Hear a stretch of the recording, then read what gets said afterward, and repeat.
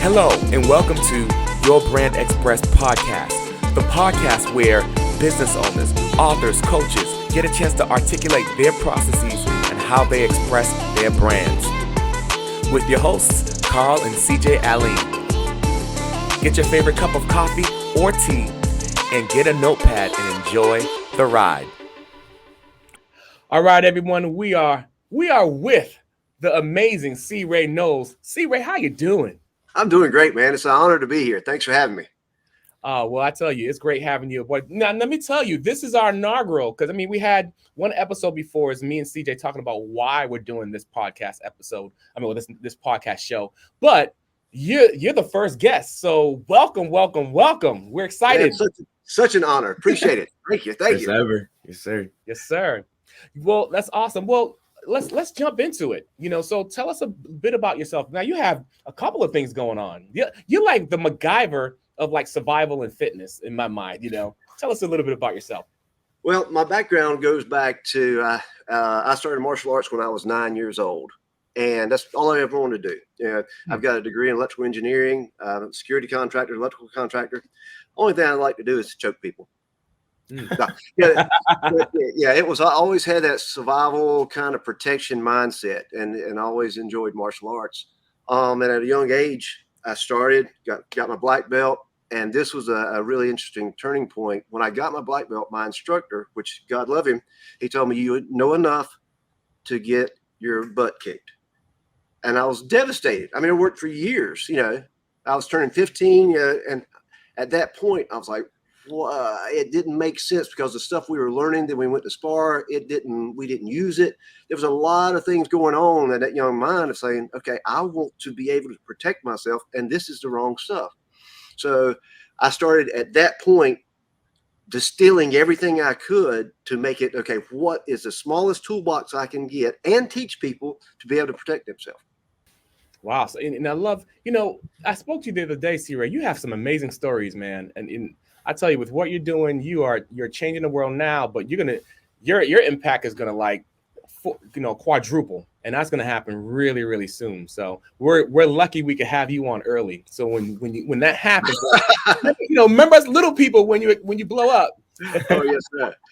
But through my career of martial arts, I did some really cool stuff. One, I was a martial arts stuntman in the Teenage Mutant Ninja Turtles. I filmed that. And that was really neat. I was actually at NC State and went and tried out. And they had tryouts in Chicago, California, and Wilmington. And I got one of the parts. And I was in the parking lot as the people were going in. And I'm like, man, I am so outclassed. This is crazy. They were some of the best martial artists in the world. If we'd have been let go, because we were making a kids movie, we really couldn't. Everything got on the cutting room floor. The stuff that was really, really cool, we couldn't do it. We had to not dumb it down, but age it down a little bit. But when they called me back and said that I got the part, as one of the stuntmen, I was like, nah, you're kidding, man. There's no way that I'm in that class of martial artists.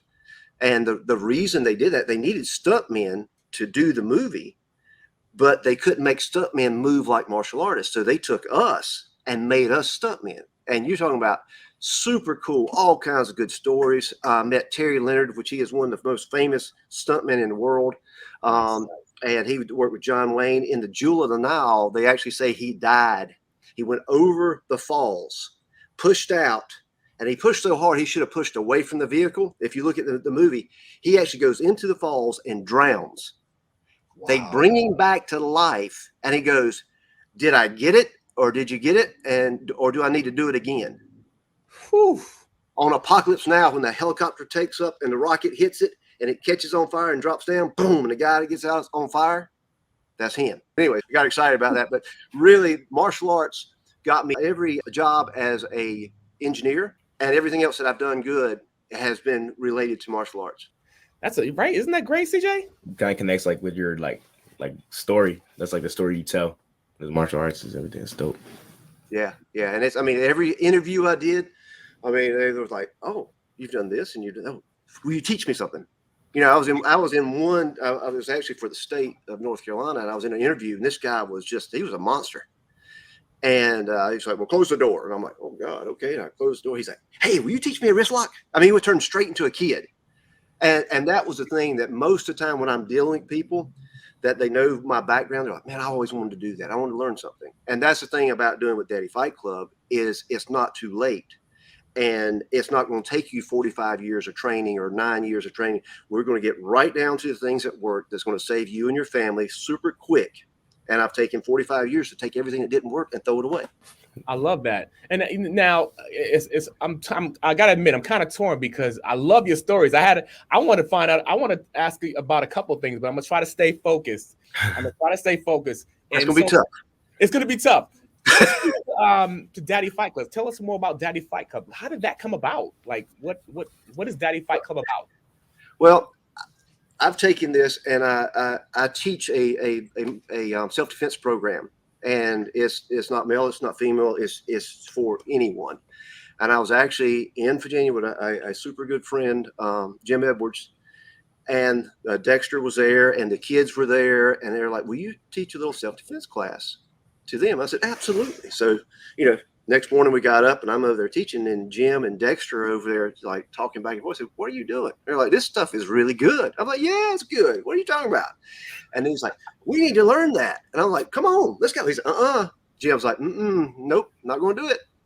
And I'm like, why? He said, you're not going to embarrass me in front of these kids. And I was like, he said, we need a Daddy Fight Club just for us, for nobody else to see, just for us to learn. Then we go back and teach our family. And there's the idea. I had the product. It was like, what is my target market and who can I go help the most?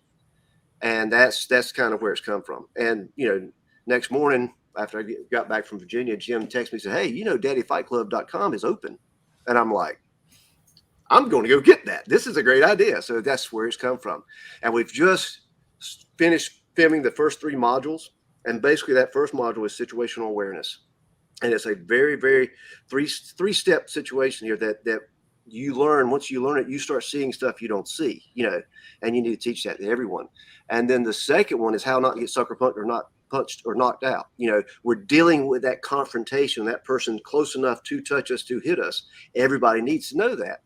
And then the third module is if we get on the ground, if we get hit and we go down, which is very likely if a fight starts, attack starts, it's going to go to the ground, is how to get off the ground and get back up to module 2.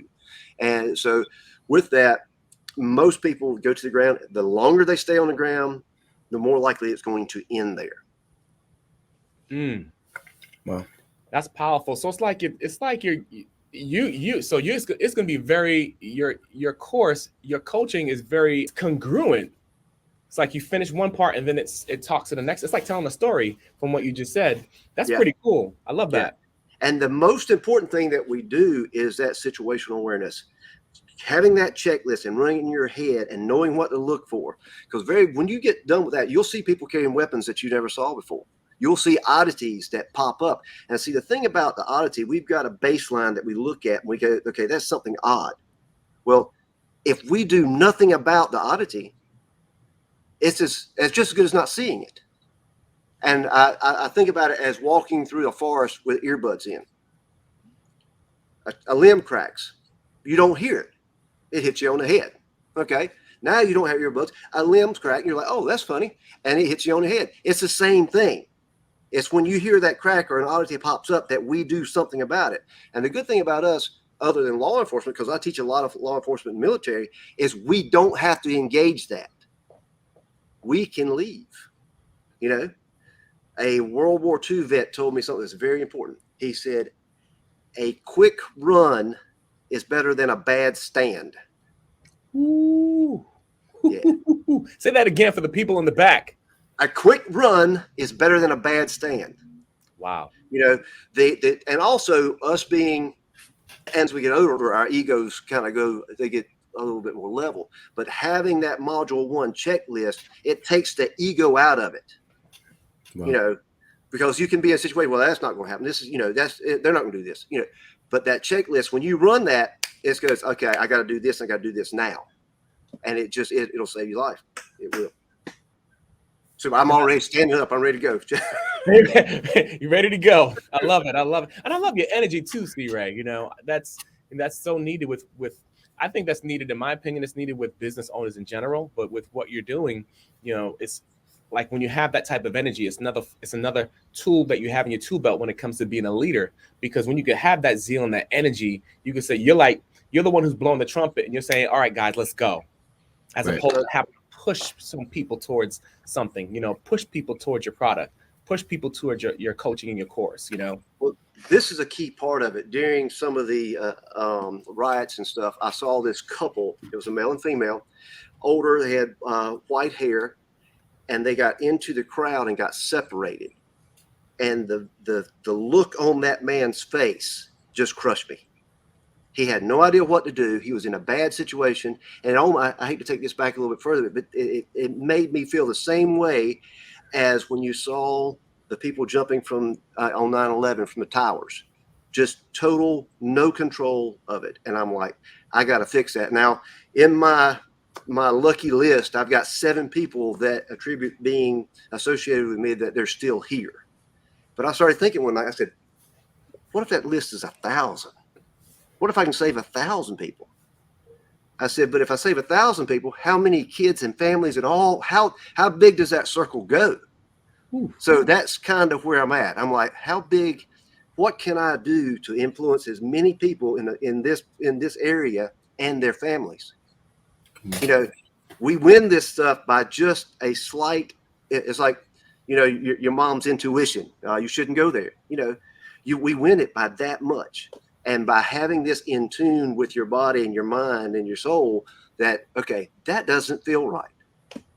That's going to be big changes. Wow. In hearing you speak, CRay, what I hear too is, that's your calling. That's your purpose. Yeah. This it's funny that this is me. That's the big part. I just hadn't made up something. This is me. Well, you can hear my voice. Yeah. Yeah. This is me. This is what I love. And I can hear it. I'm pretty sure CJ, you can hear it in his voice, right? Yeah, the passion and everything. Yeah. But most importantly, you can hear it.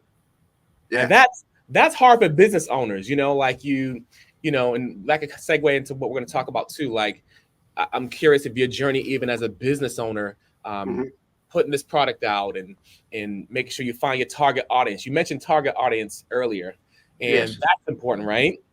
Well, the big thing that's been so nice about this is before with my fitness studio, it's called Phoenix Fit. I blew L5, S1, lost all feeling to my right leg for over 4 years and rehabbed myself through a VAX machine, which is decompression and training. And I took extensive notes when I did this, and this hurt. And I actually ran a jiu-jitsu studio at the same time. So I'm fighting all these big guys, and I can't feel my right leg except for pain. And there's a great article in a magazine called My Mad Method about that. But anyway, the point is that as I was going through all this, it changed me as in, okay, I'm not invincible. And everything I love is on that mat except for people.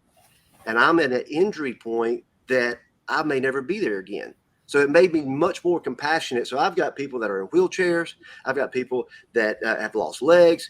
My oldest client is 92 years old, and they're doing my fitness program. So it's really the struggles that I've been through from having Lyme's disease.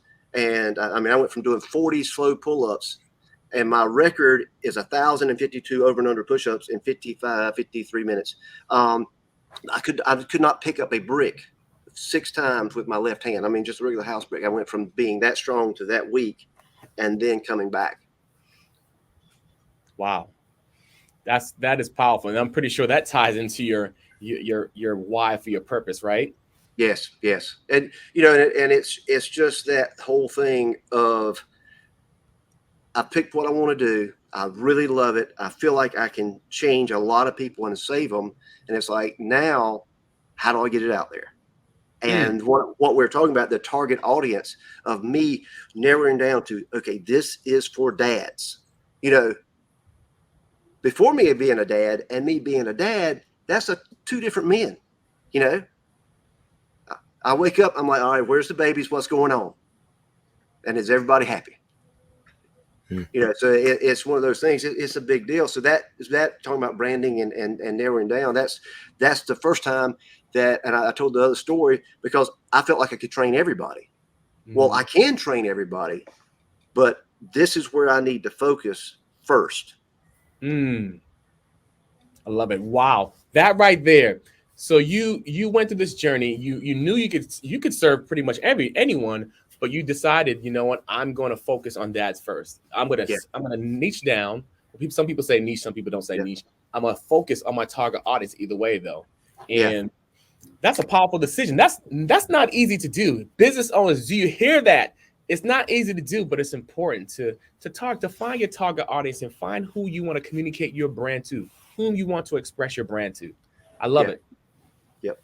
You know, I'll get the other ones along the way, because when I ran my jiu-jitsu studio, my fitness studio, I'm not online, I would have people coming in both ways. They've seen the UFC, they want to do jiu-jitsu. Okay, cool. Well, then we get them started and they figure out they're out of shape. So we pull them over here. Well, they'd start working out in the workout program and they're like, why is this geared this way? It makes you better in jiu-jitsu and fighting. So we pull them. So we're pulling them both ways. So now it's just a different focus. I'm just going, okay, I'm going after dads to help them protect their family.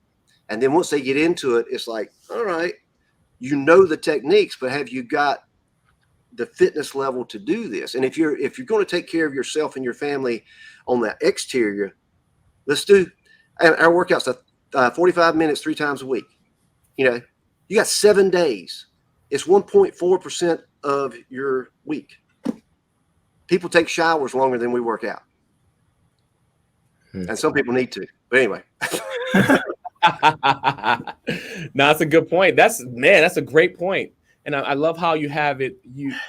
You're very thoughtful in your process, you know, and that I'm pretty sure that's paid off for you. And I'm pretty sure it's going to pay off for you 100 times fold, you know. And so this podcast is the goal is to reach, you know, business owners, coaches, authors, speakers, and to help them in their journey with expressing their brands, because it's not easy. You know, there are a lot of podcasts out there talking about marketing and branding as well. And I think they're all awesome, you know. Well, probably not all awesome. A good amount of them are. Not awesome as this one's going to be. Yeah, right. Say it again. You know, but with helping business owners to express their brand, that's the goal. So for you as a business owner, as a coach, you know, what would you say would be the first step, like, business owners need to take with expressing their brands, when it comes to expressing their brands? I mean, your answer may be with the whole app, with the target audience, you know, it could be with that, but I'd like to know from you, what would you say? And this is fairly new to me, because like I said, I fought when I started my fitness studio, I started with Steve Maxwell was my mentor. He's one of the top 100 trainers, my jiu-jitsu teacher, super guy. I owe a lot. I've been so blessed to be around so many good people. It's crazy. You know, somehow I get in the way of good people. It's you know, it's really amazing. And he was one of them. And back in the day when I started that, he said, well, what's your target audience? You know, and that was well before we knew anything about Avatar. And then I'm from a small town, and I was like, we don't have enough people to have a target audience here. I was like, I'll take anybody that'll come. But I did decide by Jim I looked at it in reverse. And this has been a blessing and some of the problems. I looked at it, I said, what is the person that's most likely that will never step into a gym, that couldn't stand to be in front of anybody else, and that would be mortified and would never learn how to work out and what's best? I made my gym take care of that person. Super comfortable. We've got everything that's taken care of. And we've got a housewife that's had children or whatever. They come in and they feel comfortable in my place. So with that mindset, that made me go look wide. And with where I'm at now, and with Daddy Fight Club and where Phoenix Fit is going, now I'm narrowing back down, and I've never felt better and more confident about the business, because now I'm teaching that one person. I'll get everybody else, but before I'll focus on everybody else. Got it. So I think the most important thing now and where I'm at, and it just wakes up Daddy Fight Club. You know, I'm going to save these dads. It's going to save them, and I'm going to get everybody that way. You know, and I'm big about leading from the front. You know, hey, I'm gonna be up at 4:30 in the morning, and I'm gonna be working out 5:30 every day. Wow. That's it. You know, and then I can't do that. What are you doing? Sleeping? Okay, well, sleep. Do it some other time. It's recorded. You got 7 days to get 3 workouts in. And when you start, if they're 15 minutes, is the push is 15 minutes. The hard part at the front, 15 minutes. Just do that. Just do that. You know, it's worth it. Trust me. Right on. Right on. You know? I love that. So you focus on, so you said the first thing is focusing your target audience. But I put a little B next to that too, an A and a B, or a B and a C. You know, I also love that you talked about leading from the front. You know, that for what I got, that's from being a coach, but being a business owner too, leading from the front is a powerful thing, because a lot of times as a business owner, you know, there's a lot going on. We're juggling multiple things, but we still, my opinion is it's important to lead from the front, because if you lead from the front, you'll be an entrepreneur or business owner who lasts, as opposed to it being a fly-by-night type of thing. You know what I mean? Yeah. And this will tie into it. You know, a habit is an amazing thing, but you're always apt to go back to the habit you've had the longest. So when you look at someone starting to work out or train, they've not trained longer. So I broke this arm on this door over here in the gym. They rolled down and broke it. And I never missed one workout. I did 2 workouts with it before it got into a cast. And there are people like, why did you do that? You could just, I've got 3 years of workouts recorded. Why didn't you just hit play? I said, because it's a slippery slope. What if I did that and said, oh, I've got an excuse? There's no excuses. You show up, you do what you can do. And that's one of probably the most important things that I've learned. Because that could lead into the second thing, though. That would be the second thing you say, do what you can do. Yeah. The whole thing is, I've got a good friend that I trained. He's an older man. And I used this technique, but I saw him use it, and it was just amazing. And it's a key thing. I was training both of them. They would pass, you know, one would be coming in, one was going out. And the lady would say, I want to do this, I want to do this, I want to do this. And you could see him, his eyes looked like a glazed donut. He was like, he won't listen. And at the end, when there was a pause, he says, honey, that sounds great. What do you want me to do next? Yeah. I was like, I saw it a couple times. I said, Mr. DeBose, tell me about this. He said, I could do 99 things she wanted, but the 100th thing that she wanted next is going to make her happy. Ooh. A lot of gems in here. Yeah. That goes back into some big stuff that I went through in college and stuff. I had a big thing I needed to do. I woke up every morning and didn't look at the end. I looked at what is next. It doesn't matter if I do half of all this stuff. It's that one thing that's next I'll be done at the end of the day, and I'll pick me a new next. I love that. Do what you can do. Do the thing that's next. Focus on what's in front of you. Yeah. Am I on the right track with that? Yep. And so why do you think it's hard for business owners to do that? You know, to focus on because, you know, I mean, maybe I'm answering my own question, but I'm curious. I could, but I'm curious from your perspective, from your point of view, what makes it hard for business owners to do like what's right in front of them, or what the next thing is? Well, sometimes the next thing is hard, and by doing something, they feel like, oh, I've done something, you know. But it doesn't matter if you do half of it. It matters when you check it off. So that's a big difference there. Is picking up what is most important. Now, you're doing what's most important. It could change very quickly, and something else needs to be done next. But it's all about checking that list off. I live by checklist. Daddy Fight Club is fired by checklist. A pilot uses a checklist. And the most important thing is to check that dude off. So wake up, whatever's most important, check it off. 100% focus.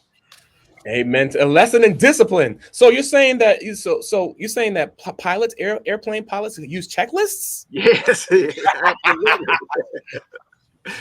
Only the good ones. Only the good ones. Look, I go on a plane. My pilots better be using the checklist. If I'm going to to Mexico or something like that. Yeah. They better use that checklist. That's for sure. On it. I love that.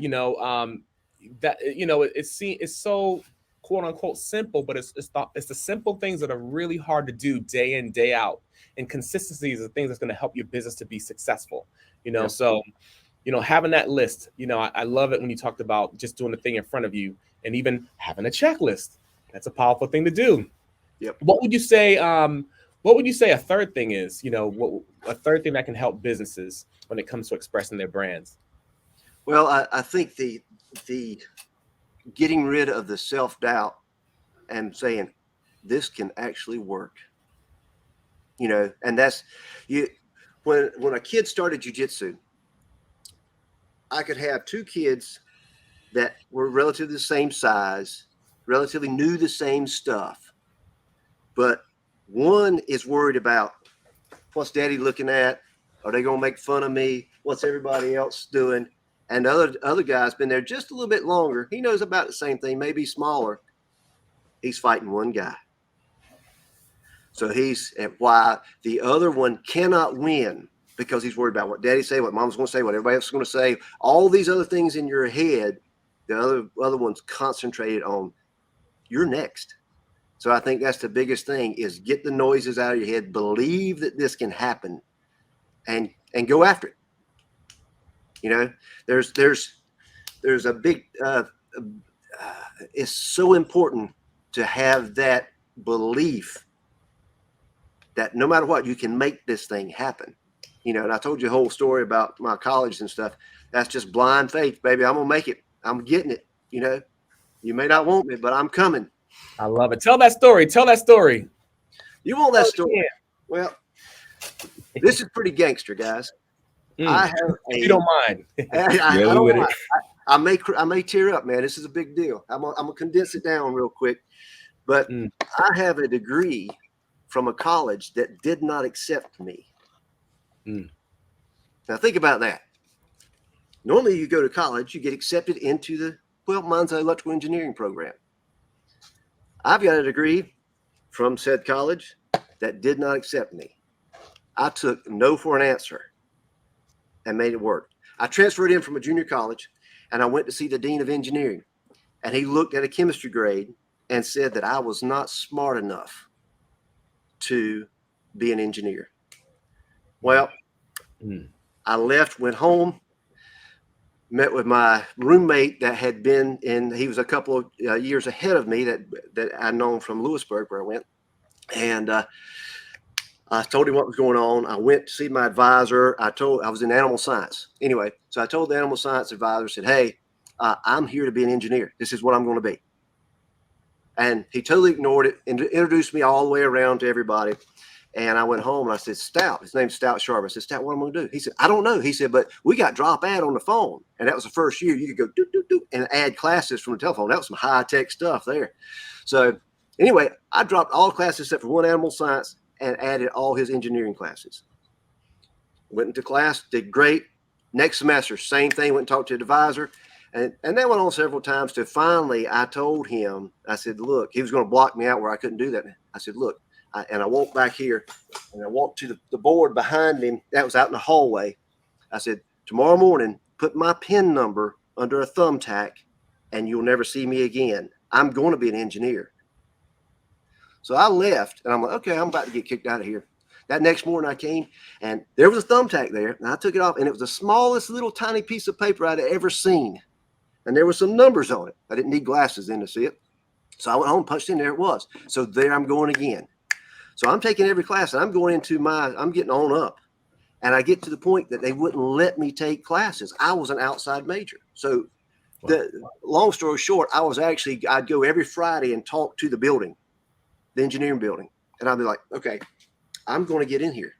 I don't know how. Well, one late Friday afternoon, this lady walked by and she was like, I've had every electrician here to look at it. I can't get this fixed. And my dad was an electrician. I had my license when I got out of high school. And I said, ma'am, I'm a student here. If you've got an electrical problem, I bet you I can fix it. She's like, well, I don't recognize you. I said, well, I go to classes right here. She said, well, I don't recognize you. And I said, well, I'll tell you what, my girlfriend's coming from Greenville. If you'll call her tonight, I'll go fix that problem for you tomorrow. So anyway, made the call, went over there and walked in. They told me what was going on. I figured it out very quickly. There had been a remodel. They had removed a wall, and where some wires went in there, they didn't wire them back right, and they were out of place. So nobody else caught that. And she said, what is your story? And I told her, I said, well, I went to Lewisburg, came in on animal science. I went to see the dean. He told me I was not smart enough. I cussed him out, and he called security. I forgot that part. I said, then I ran, and I've been taking classes, and now I need special permission. I said, well, what's your story? She said, well, you know that dean that you cussed out? I said, yes, ma'am. She said, well, I work for him. And I'm like, oh, God. And she said, but also my other job is I give non-majors special permission to take engineering classes. She said, I can't get you in engineering, but you'll have no problem taking any classes. Come see me Monday. So here I am going into my senior year. Now, I had stopped and did the Turtles movie, and one person failed me because the deal was I was going away for a week. I didn't know what it was. I got a movie I got to go see, and I told all my teachers, if I don't come back, I'm going to be in the movie. Well, one didn't like it, and she failed me. So I had my transcript. I had my pictures from all the stuff in the movie, and I went in my jacket, and I'm all suited up, and I go down to drop ad and say, hey, I need to drop this because I was in a movie. And she pulls it up, and I said, I'm about to graduate engineering. She's like, engineering? Oh, yeah. She's like, you're in animal science. I said, absolutely not. I'm not. I said, look at all these engineering classes. Who in the world would be that crazy to take all that and not be in the daggone major? She's like, I don't know what's going on. Well, anyway, 3 hours later, she comes back. That's when the servers, and you'll remember this, girl, when the servers used to be in the middle of the room with air conditions in it, it was glass box, and they're in there doing stuff. And she's like, go ahead and look. I said, I can't leave. I'm going to be a senior, and I'm in the wrong major. So anyway, she came out. She said, I don't know how it happened, and I don't know how we got you back in. She said, but you're an engineer. So I backdoored my way into there, and the guy that told me I was not smart enough gave me my diploma. And he told me, he said, I caught you about halfway through, but I couldn't stop you. I said, if you'd asked me that day, I'd have told you couldn't stop me. He said, well, we've made it where other people can't do it. I said, you know what? Let's think about this another way. I mean, we're standing on the stage, graduation. I said, how about if you find somebody that's got the heart that I do, that'll work as hard as I do? How about you help them? And I took my piece of paper and I walked. So that was a long story, but there's a whole bunch of faith and love and all kinds of things going on in there to get me through that. But I woke up every single day and said I couldn't look at it. I came home and called my mom and dad and said, look, y'all don't know this, but I haven't been in engineering. And mom's like, oh my God, will you graduate? I said, Mama, I've worked harder to get in this program than anybody ever has. They let you in. I had to make my way in. I said, I'm definitely going to get out. So, and I'm at that point now. It's like, okay, this is the way I need to push Daddy Fight Club. This is that important. Love that. I love I love that. That principle, just you could apply that in anything you do. Really, like life's not really fair. But you just gotta sometimes claw your way when you don't know how, when you can't see how. You just keep going. That's something I'm gonna apply myself. I've got the guy that actually wrote the program for the timer that we use in Phoenix Fit. He was a neighbor, and his mom called me and said, "Look, Jody's having problems in school. Will you come and talk to him?" So that was when I was in engineering, and I came home, brought all this stuff, and now he's a doctorate of engineer. And he works out with us. And, in his doctorate paper, he mentions how I inspired him, and it was just like these people go, man, it's hard. Yes, it's hard. It don't matter. It's painful. It doesn't matter. You wake up and you do what's next. That's it. I love that. And what I got from that too is, a friend of, I went to a marriage retreat last weekend, right? And a friend of mine made the comment of, just in our relationships, it's important to have touchstones, meaning, things that gave you success from the past. And you could touch those things and remember those things. And so that reminded me of what you said, just opportunities that we have, and we all have them, where it had to claw out of something or had to just really believe and put that belief into action and make it happen. Say, no matter what, I'm going to make this thing happen. I'm not going to let nothing get in my way. You know, it's important to find those touchstones, reach out, and we have references right there and go after the things that's in front of us now or the things that will be in front of us. That's what I got from what you said. I love that. I'm walking away with that. Yeah. Well, you know, when I went to NC State, my reading capacity, going to high school and stuff. I mean, it was a joke. You know, we just did whatever we had to. But as I switched over and got into that program and was doing it, I had to work. And I got a book called Awaken the Giant from Anthony Robbins. And it was that thick. And my reading capacity at that point, I started reading one page at a night, every night, just one page, you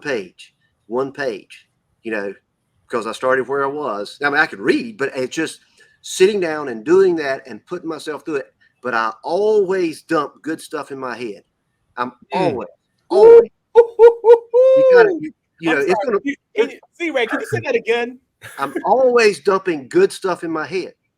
That's it. I mean, I got to learn something every morning, and I got to have something positive, and I want to be helping somebody. You know. Bam. That's how you're feeding yourself. You know. Yeah. It's amazing. You know that enough said. I got nothing to say about that. Mic drop. Always dumping stuff into my head. Woo! Always something good, that is. Let me clarify. Yes. Oh, woo! That's powerful. That is so motivating, man. And I hope with the program, I hope you write some books too, man, because you're very motivational as well. You have that gift. Well, thank you. That's I've been through enough stuff and kept moving, you know. That's it's like, okay, it's going to get better. Just what's next, you know? It can't be simpler than that. It can't be. Right. Well, CRay, it's been great having you on board today. This was a powerful episode. I can't wait for people to hear it. I can't wait. Where can people find you? Go to daddyfightclub.com.